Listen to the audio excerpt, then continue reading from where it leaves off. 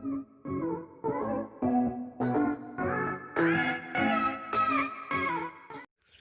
Students and welcome back to our channel excellent learning point. तो मेरे प्यारे बच्चों, कैसे हो आप सब? आई होप आप सब बहुत ज़्यादा अच्छे होंगे। तो आज की इस वीडियो में हम क्लास 10th का वर्कशीट नंबर 60 डिस्कस करने जा रहे हैं। ये हमारी हिंदी व्याकरण की वर्कशीट है बच्चों। और आज हम रस सिद्धांत पढ़ने वाले हैं। तो देखो यहाँ पर सबसे पहले क्या लिखा हुआ है। तो देखो यहाँ पे लिखा हुआ है बच्चों, अब तक हमने जाना कि काव्य साहित्य को पढ़ने सुनने से उत्पन्न होने वाली आनंद की अनुभूति को ही रस कहा जाता है। ठीक है।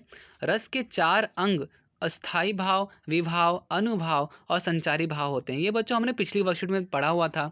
स्थाई भाव वह भाव है जो मन में स्थायी रूप से स्थापित रहते हैं, और स्थायी भावों के उद्बोधक कारण को विभाव कहते हैं। विभाव 2 प्रकार के होते हैं, एक आपका आलंबन विभाव और उद्दीपन विभाव।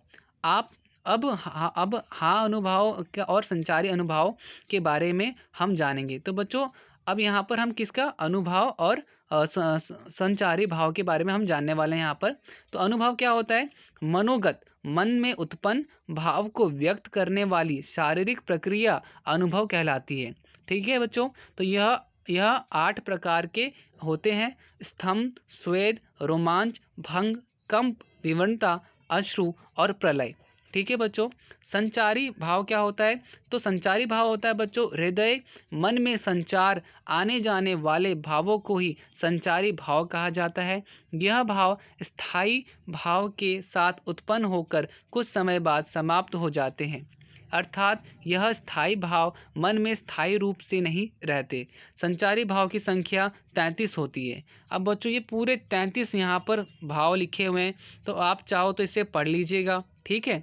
तो बेसिकली बच्चों सारे क्वेश्चंस तो आपको किस में पूछे गए हैं? इसी में पूछे गए हैं कि अनुभाव किसे कहा जाता है, संचारी भाव किसे कहा गया है, जो कि अभी जस्ट हमने अभी वर्कशीट में ही देखा कि उसकी संख्या कितनी होती है, संचारी भाव की संख्या कितनी होती है। तो बच्चों मैं आपको ना क्वेश्चन आंसर्स में ही बता देता हूँ कौन सी चीज़ क्या है और किसका मतलब क्या होता है, तो आपको वो और अच्छे से समझ में आएगा। ठीक है। आश्रय और विषय क्या होता है, विभाव किसे कहा जाता है, तो इस तरह से आपको अच्छे समझ में आएगा। बिकॉज अभी देखा आपने जैसा कि ये जस्ट हमने जो पढ़ा है, तो क्वेश्चन आंसर में भी हमें वही पढ़ना है। तो हम आते हैं अपने आंसर शीट में।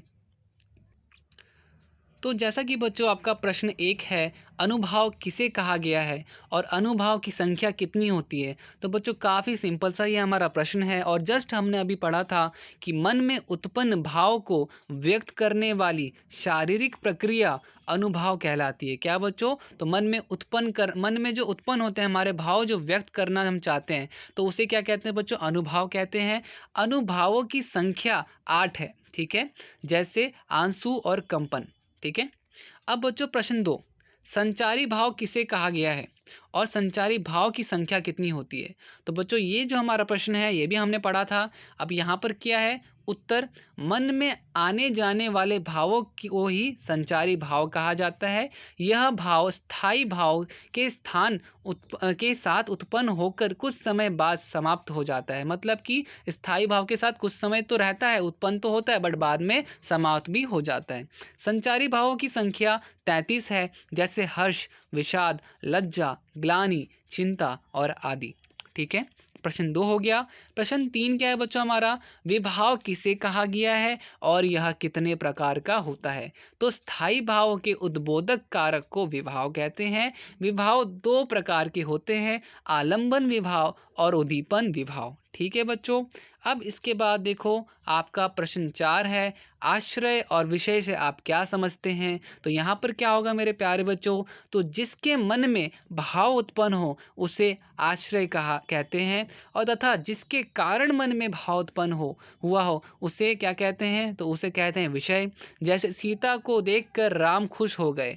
सीता को देखकर राम खुश गए, तो यहाँ पर आशय क्या होगा? राम आशय होगा तथा सीता विषय, क्योंकि सीता की वजह से राम खुश हो गए। ठीक है बच्चों।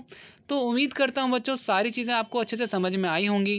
अगर बच्चों वीडियो अच्छी लगी, सारे क्वेश्चन आंसर आपको समझ में आए, तो प्लीज़ वीडियो को लाइक ज़रूर कीजिएगा। और अगर आप चैनल पे नए हो, आपने अभी तक चैनल को सब्सक्राइब नहीं किया, तो प्लीज़ सब्सक्राइब आवर चैनल और प्रेस द बेल आइकन, ताकि आपको जो वीडियोस की अपडेट्स हैं वो आपको मिलते रहें, नोटिफिकेशन अपने आप ही आ जाएंगी आपको, तो और भी अच्छा रहेगा।